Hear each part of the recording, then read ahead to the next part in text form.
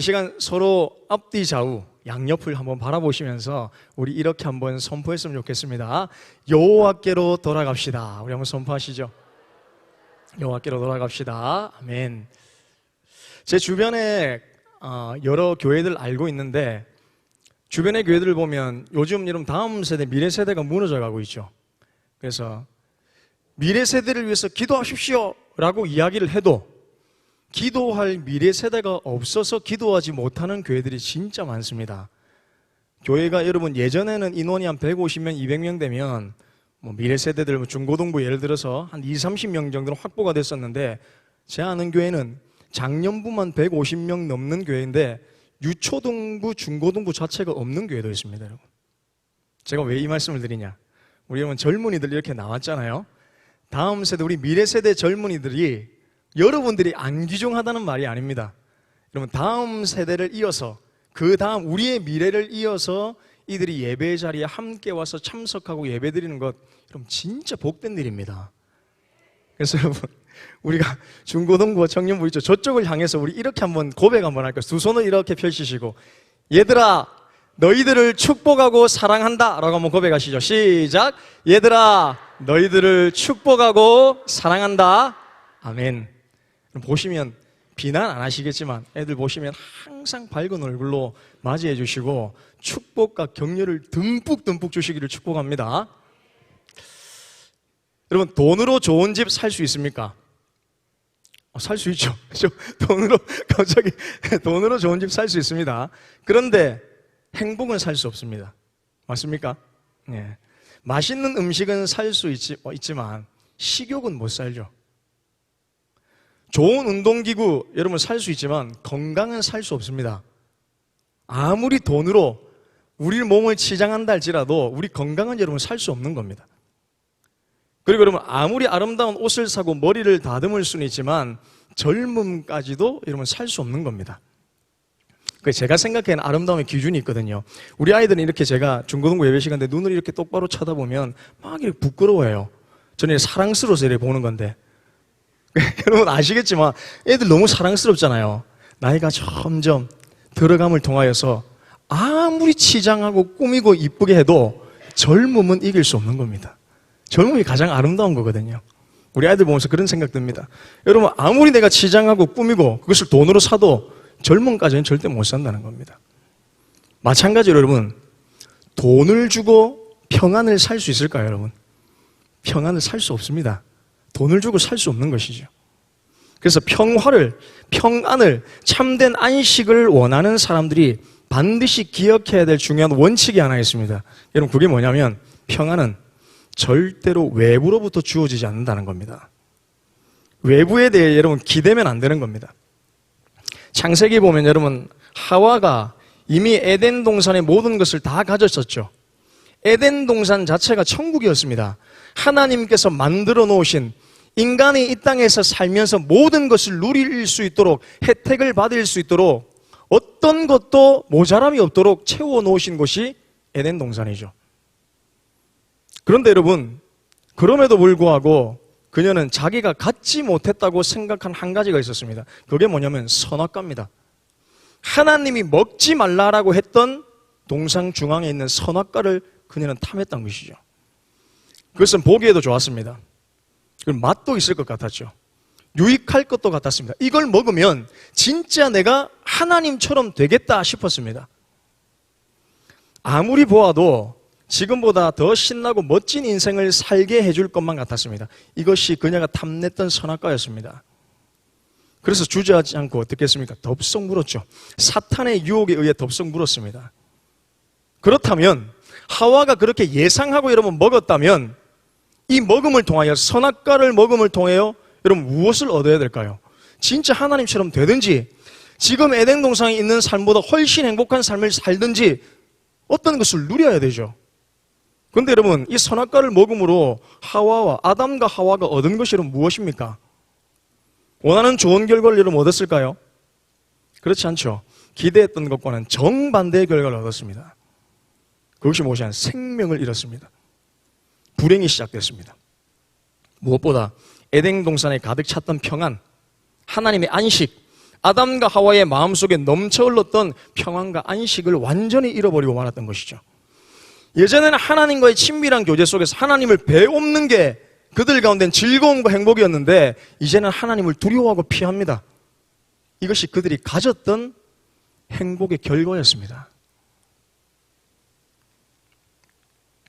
여러분, 최근에 20, 30대 젊은 사람들이 가장 많이 여러분 찾는 곳이 어딘 줄 아십니까?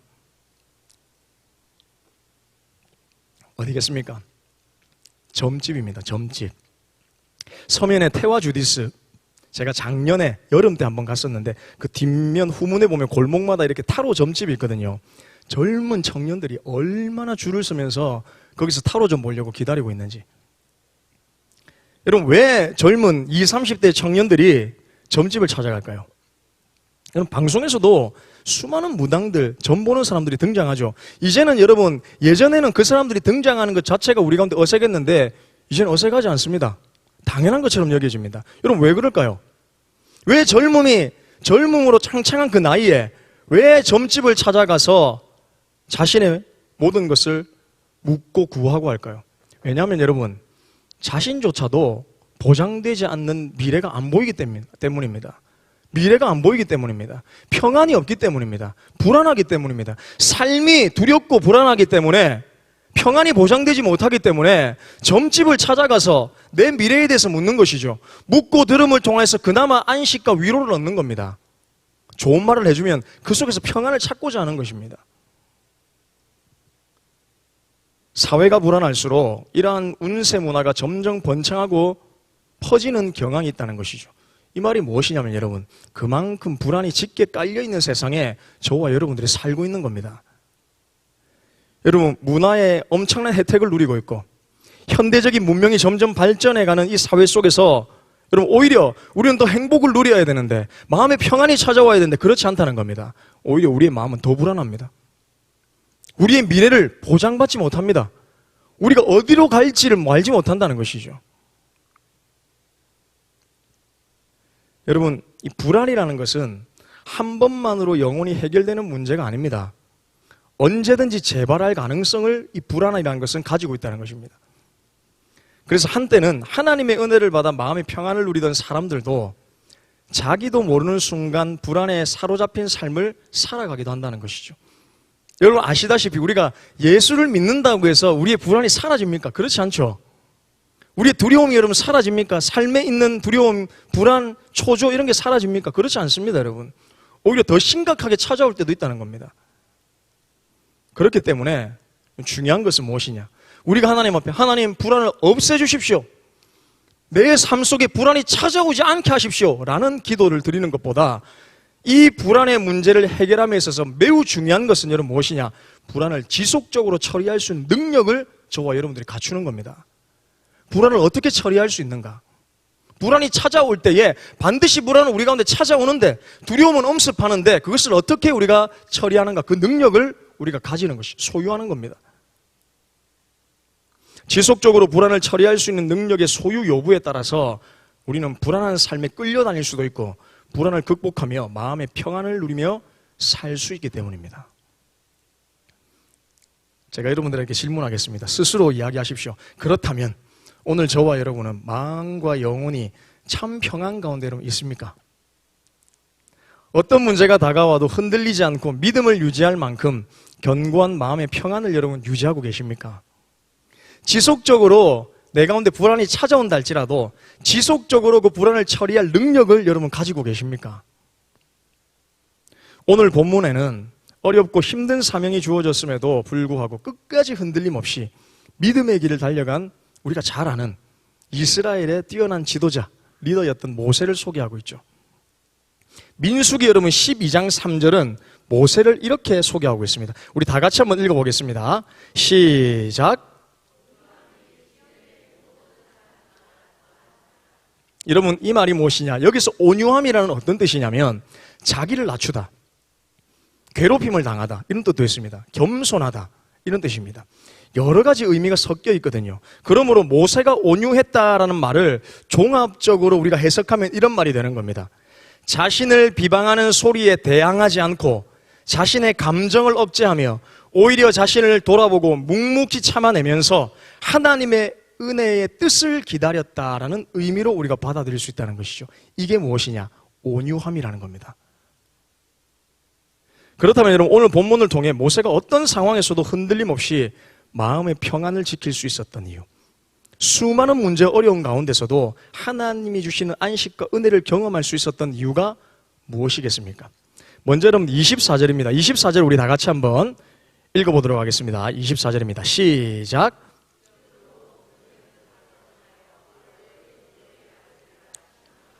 거절하고. 아멘. 여러분, 모세는 원하기만 한다면 얼마든지 애굽의 다음 통치자로서 부귀와 영화를 누릴 수 있는 위치에 있었습니다. 그런데 마음이 평안하지 않았죠. 갈등이 생깁니다. 그 갈등이 무엇이냐? 나는 누구인가? 이 갈등입니다. 이 말은 다른 말로 이거죠. 나는 그렇다면 유대인으로 살 것인가? 아니면 애굽인으로 살 것인가? 이 갈등이 모세에게 찾아온 겁니다. 애굽인으로 산다면 겉으로는 아무런 제약이 없는 평안한 삶을 살아갈 수는 있겠죠. 하지만 마음의 갈등은 끊이지 않았을 겁니다. 평안은 없었을 겁니다. 그러나 유대인으로 돌아간다면 이제까지 누리던 모든 것들을 다 내려놓고 노예로 살아야 됩니다. 유대인과 같은 처지로 그가 전락해버리는 겁니다. 가장 낮은 자리에 애굽 사람들이 가장 청박하게 여기는 유대인으로 떨어지는 것이죠. 신분 상승의 변화가 여러분 끝에서 끝입니다. 그런데 이 상황에서 오늘 본문에 여러분 무엇이라고 합니까? 그는 바로의 공주의 아들이라 칭함을 거절했다. 거절하기로 결정했다는 겁니다.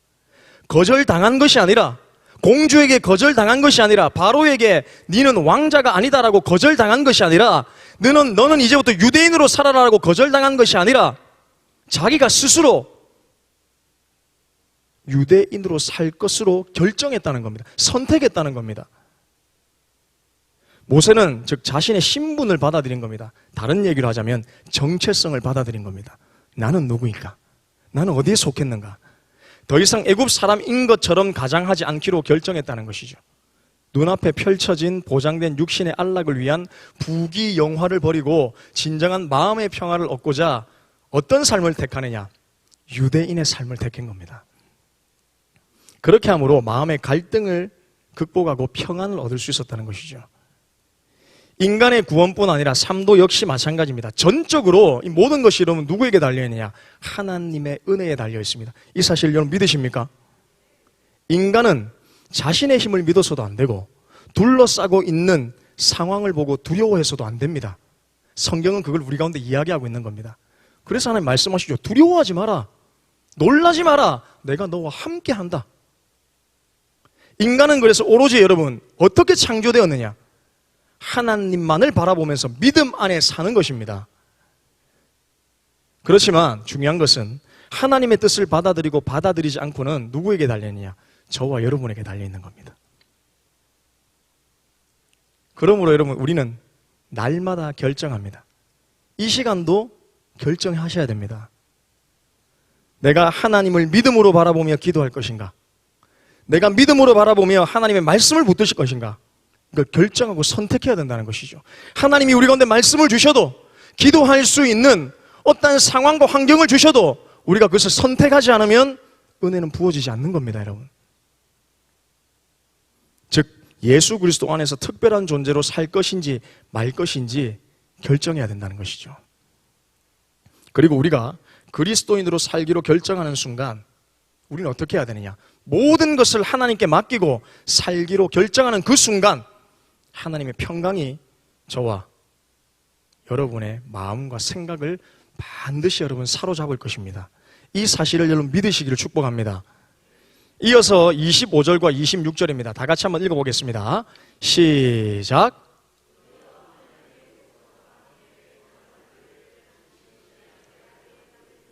더 좋아하고 그리스도를 위하여 받는 수모를 애굽의 모든 보화보다 더 큰 재물로 여겼으니 이는 상주심을 바라봄이라. 아멘. 모세는 여러분 자신의 신분을 확인했습니다. 그리고 자신의 신분을 확인한 모세는 어떻게 하느냐? 이제 적극적으로 하나님께 나아가기로 결정했습니다. 애굽의 바로왕에게 나아가는 것이 아니라 하나님께로 적극적으로 나아가기로 자기가 선택했다는 것이죠. 결정했다는 겁니다. 근데 그 길은 여러분 어떤 길이냐? 평탄한 길이 아니죠. 고난의 길입니다. 고난이 지금 준비되어 있습니다, 여러분. 누가 봐도. 이 집 노예들을 끌고 가야 됩니다, 여러분. 가나안 땅으로 끌고 가야 되는 겁니다. 고난이 지금 준비되어 있는 겁니다. 어렵고 힘든 길이 이미 예정되어 있는 겁니다. 모세도 그걸 알고 있습니다. 그러나 그것은 모세에게 주어진 사명이었고 개인적으로 하나님께서 자신에게 주어진 책임이었던 것이죠. 즉 모세는 어떤 문제에 직면했냐? 자신의 최고의 우선순위의 문제에 직면했던 겁니다. 내 삶에 있어서 가장 우선순위가 무엇인가? 지금 여기에 직면해 있던 것이죠. 그는 그의 삶에 있어서 가장 중요한 것이 무엇인지 이제 결정해야 했습니다. 모세는 여러분 당시 애굽의 왕자로서 모든 것을 여러분 소유하고 있었죠. 모세의 말 한마디면 모든 것을 통치하고 그리고 모든 것을 가질 수 있었습니다. 그런 위치에 있었습니다. 최대의 권세와 최상의 재물들을 소유하고 있었던 사람이 바로 모세였다는 것이죠. 사실 여러분 인간적으로 생각하면 모든 것을 마음대로 호령할 수 있는 위치에 있으면 우리가 하나님의 일을 더 수월하게 잘할 수 있지 않겠습니까? 라고 생각할 수 있죠. 하나님 제가 요 정도 위치에 있는데 어느 누구보다 누가 봐도 내가 부러워할 만한 위치에 있는데 근데 이 모든 것을 다 다스리고 통치할 만한 권한이 나에게 주어졌다면 하나님의 일을 하는 데서 내가 더 적극적으로 훨씬 수월하게 할 수 있지 않겠습니까? 라고 우리는 생각할 수 있다는 것이죠. 그런 의문과 질문을 던질 수 있다는 겁니다. 그럼 솔직히 그게 더 멋있어 보이지 않습니까? 모든 것을 다 갖춘 사람이 하나님도 잘 믿고 적극적으로 하나님을 섬길 때 얼마나 멋있어 보입니까? 그러나 하나님은 그렇게 모세에게 말씀하시지 않았다는 겁니다. 모세에게 이렇게 말씀하시는 것이죠. 모세야, 거기서 나와서 떠나라. 애굽의 모든 보화, 권세를 버리고 나와 함께 가자. 이걸 선택해라. 하나님 말씀하신 겁니다. 여러분 왜 그랬을까요? 왜 굳이 이미 주어진 모든 조건을 포기하고 나와야만 합니까? 왜 그래야만 합니까? 여러분 잘 기억하셔야 됩니다. 매우 중요한 겁니다. 하나님의 일은, 하나님께서 맡기시는 사역은 하나님과의 친밀한 관계를 통해서만 이룰 수 있기 때문입니다. 이것을 다른 말로 하면 이거죠, 여러분. 하나님과의 친밀한 관계 속에 있는 사람만이 하나님의 뜻을 발견할 수 있는 겁니다. 하나님이 말씀하실 때 그것을 들을 수 있는 겁니다. 하나님이 보여주실 때 그것을 찾을 수 있는 겁니다. 관계 속에 있을 때에, 친밀한 관계 속에 있을 때에 그게 보장되는 겁니다, 여러분. 여러분, 사랑하는 관계 가운데 우리가 있으면 눈빛만 봐도 알 수 있죠.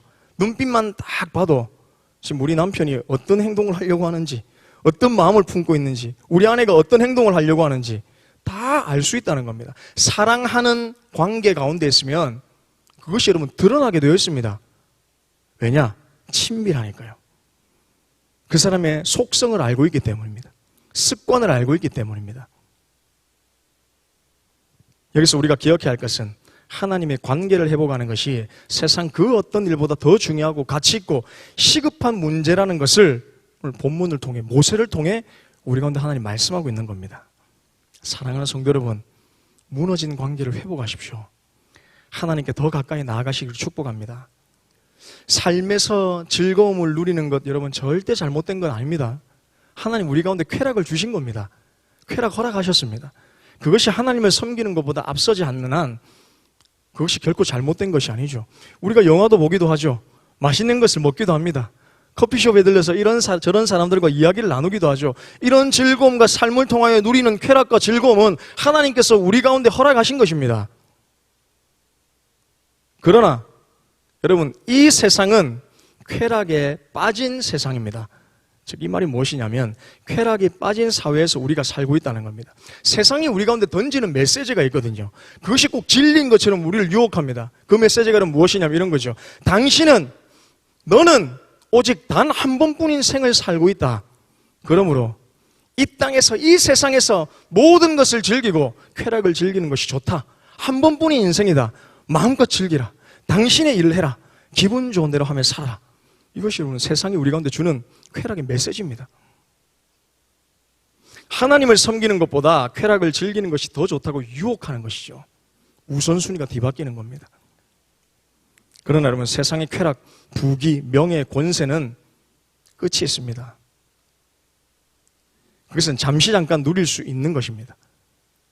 금방 사라지는 것들이죠. 만물의 주인이신 하나님께서 찾으시는 순간 하나도 빠짐없이 다 돌려드려야 하는 것입니다. 그러나 자신의 정체성을 확인한 모세는 모든 것을 포기하고 하나님과의 관계를 먼저 생각했던 것이죠. 그렇게 함으로 마음의 참 평안을, 안식을 유지할 수 있었던 것입니다. 여러분, 가정에서 부모와 자녀의 관계가 흔들릴 때에 부모가 아무리 자녀에게 물질적 부유함을 누리게 한다 할지라도 자녀는 여러분 빗나갑니다. 그러나 부모와 자녀의 관계가 신뢰와 사랑으로 맺어져 있을 때는 환경의 부요함이 있든 없든 크게 개의치 않습니다. 혹여나 그 자녀가 빗나간다 할지라도 반드시 제자리로 돌아오게 되어 있습니다. 왜냐? 세상에서는 사랑이 없거든요. 진정한 사랑을 부모 속에서 경험했다면, 자녀와 부모의 관계 속에서, 친밀한 관계 속에서 경험했다면 반드시 부모의 곁으로 돌아오게 되어 있다는 겁니다. 여러분, 사랑과 하나님과의 관계도 마찬가지입니다. 우리가 세상에서 누릴 것 다 누리면서 사는 것이 행복해 보이지만 우리가 하나님을 떠나 살아갈 때에 결국 여러분 우리 가운데 공허함만 남는 겁니다. 결국 그리고 하나님의 사랑을 맛보았던 사람들은 어디로 돌아오느냐? 하나님과의 친밀한 관계 속에 돌아오게 되어 있는 겁니다. 그 자리로 돌아오는 겁니다. 그것이 우리의 정체성이기 때문입니다.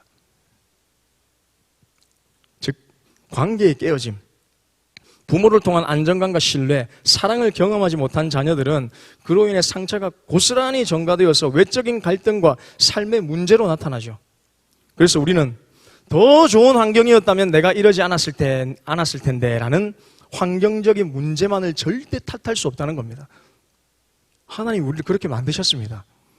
환경만을 바라보며 살아가는 사람들이 아니라 환경 뒤편에 계시는 하나님을 의지할 때에 하나님께서 역사하시는 것을 경험할 수 있도록 인간을 그렇게 창조하셨다는 말씀이죠. 그러므로 오늘 우리는 이 시간 우선순위의 문제를 여러분 해결해야 됩니다. 내 상황, 주변 환경에서 시선을 멀리 하십시오. 하나님과의 관계의 친밀함에 들어가십시오. 세상적인 것보다 먼저 하나님의 관계를 생각함으로 그 안에서 하나님이 주시는 평안을 누리는 저와 모든 성도님들 다 되시기를 주님의 이름으로 축복합니다. 마지막으로는 27절입니다. 다 같이 한번 읽어보겠습니다. 27절입니다. 시작.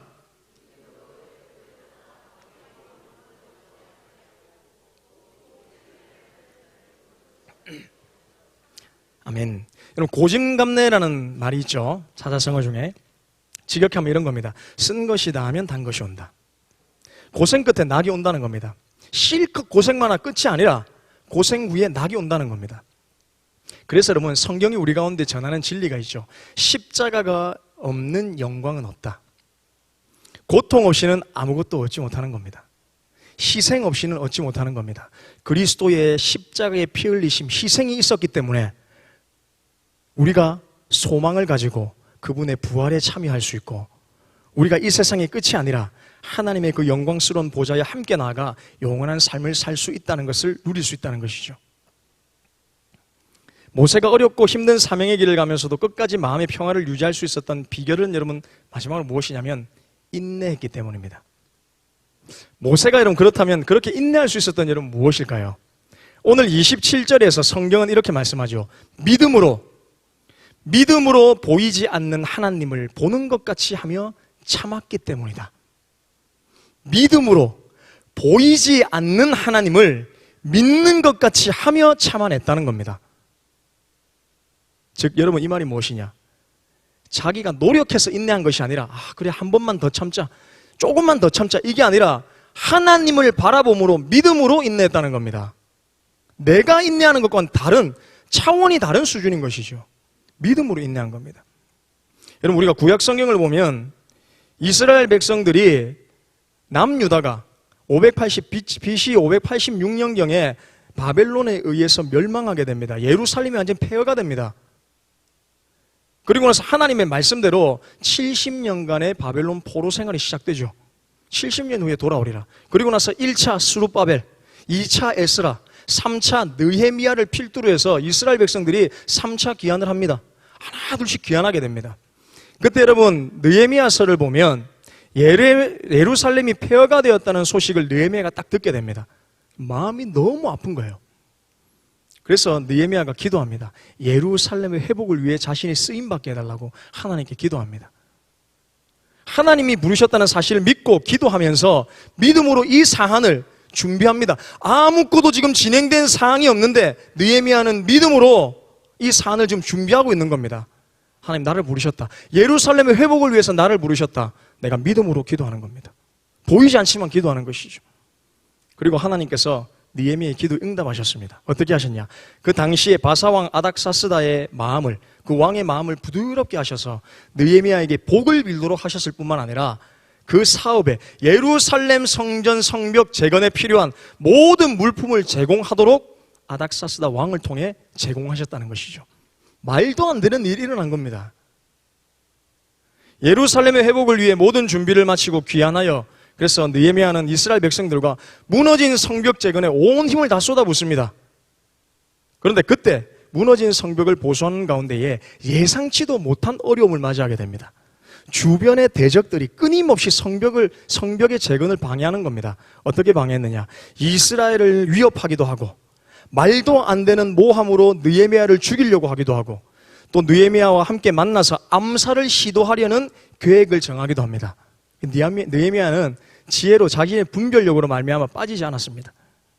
이 계획을 실행하면서 느헤미야가 하고자 하는 하나님의 그 사업, 그 일손을 약화시키려 했습니다. 그때 느헤미야가 했던 기도가 있습니다, 여러분. 느헤미야 6장 9절을 보면 이렇게 기도합니다. 다 같이 한번 읽어보겠습니다. 시작. 아멘. 느헤미야가 그럼 어떻게 기도하느냐?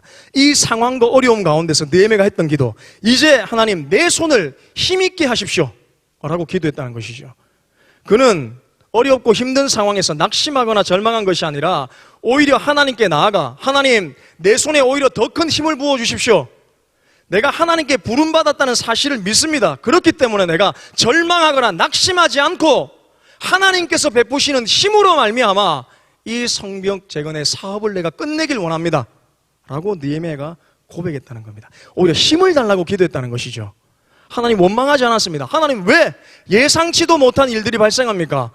나를 보내셔놓고 왜 이런 어려움을 주십니까? 라고 원망하지 않았습니다.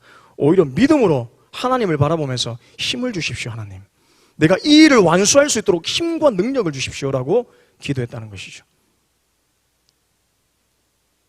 지금 직면한 상황에서는 하나님의 선하신 뜻의 결과가 이런 보이지 않습니다. 결과가 이러면 어떻게 될지 느헤미야도 모릅니다. 대적들의 방해로 성벽 재건이 끝날 수도 있고 무너질 수도 있는 상황이죠. 보이지 않았습니다. 결과가 보이지 않았습니다. 그러나 느헤미야는 하나님께서 반드시 자신의 뜻을 이스라엘 백성과 자신을 통해 완성하시고 이루신다는 사실을 믿음으로 먼저 바라보았다는 겁니다. 지금 눈앞에 마주한 어려운 현실을 믿는 것이 아니라 하나님께서 자신을 보내신 분명한 뜻, 예루살렘의 회복을 위한 하나님의 선하신 계획이 있음을 믿음의 눈으로 느헤미야는 먼저 바라본 것이죠. 그래서 그는 믿음으로 인내하며 기도했습니다. 내 외부적으로 자신을 힘들게 했던 모든 일들을 묵묵히 참고 견디어냈다는 겁니다. 그리고 자신에게 주어진 일을 이루어 나갔습니다. 그리고 마침내 성벽 건축이 끝나고 그가 하나님의 대역사를 이루었을 때에 좌절하고 여러분 낙담했던 사람은 누구일까요? 이스라엘 백성들과 느헤미야가 좌절하고 낙담했습니까? 그렇지 않죠. 오히려 그들을 공격했던, 괴롭혔던 주위의 이방 족속들과 원수들이 낙담하고 좌절했습니다. 사랑하는 성도 여러분, 그리스도 안에 있는 모든 사람들은 이 세상의 죽음이 끝이 아니라는 것을 알죠. 저와 여러분들 알지 않습니까? 내가 이 세상이 마지막이 아니다, 죽음이 끝이 아니다라는 것을 우리는 믿습니다. 여러분 죽어보지도 않았는데 그걸 어떻게 알 수 있습니까? 그 답이 여러분 27절에 있는 겁니다. 믿음으로 보이지 않는 하나님을 우리가 보기 때문입니다. 믿음으로 보이지 않는 천국을 저와 여러분들이 소유하고 있기 때문입니다. 육신의 삶이 고단하고 힘들지만 영원한 하나님의 나라를 바라보며 믿음으로 참고 견디는 것이죠. 어렵고 힘든 상황에서 우리 영혼의 내적 평안을 유지할 수 있는 방법은 여러분 무엇이냐? 한 가지입니다. 믿음으로 주를 바라보십시오. 믿음으로 하나님을 의지하십시오. 그렇게 함으로 문제가 결코 우리 영혼을 파괴하는 일이 없도록 막으셔야 되는 겁니다. 말씀 마무리하겠습니다. 사랑하는 성도 여러분, 저와 여러분 평안하십니까? 우리의 정체성은 여러분 무엇입니까? 우선순위는 여러분 무엇입니까? 하나님을 바라보며 믿음으로 여러분 인내하고 계십니까?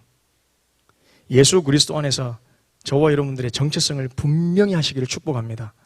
삶의 우선순위를 분명히 정하시기를 축복합니다. 아무리 어렵고 힘든 상황이 주어지더라도 하나님을 바라보며 그분과의 깊은 만남과 교제를 통해 믿음으로 인내하시기를 축복합니다. 그래서 우리의 인생의 참 평안을 위해 아무리 노력하고 채우려 해도 채워지지 않는다는 사실을 여러분 우리가 경험했고 보고 있죠. 그렇다면 주를 믿으십시오. 주를 믿고 따르기만 하면 불안한 우리의 삶이 평안으로 반드시 변화됩니다. 하나님의 진정한 평안은 예수 그리스도 안에 있을 때만 보장된다는 사실을 믿으시기 바랍니다. 그러므로 주님을 통해 세상 그 무엇도 두려워하지 않는 마음과 영혼의 참된 평안을 얻고 날마다 주님 안에서 기쁨을 누리며 살아가는 저와 우리 사랑하는 우리 동북의 모든 성도님들 다 되시기를 주님의 이름으로 축복합니다. 기도하겠습니다. 하나님, 우리는 평안을 보장할 수 없는 하루를 살아갑니다. 이러한 불안감을 해소하기 위해 사람들은 잠깐 육신을 만족시킬 만한 것으로 눈을 돌립니다. 영원하지 않은 것 붙잡고 있다가 그것이 변하거나 사라져버리면 오히려 불안은 더 증폭되어집니다. 시대가 불안합니다. 미래를 보장할 수 없습니다. 그렇기 때문에 우리의 미래를 아시고 우리를 인도하시는 그 하나님을 믿음으로 바라보며 살아갈 수 있도록 은혜를 더하여 주시옵소서.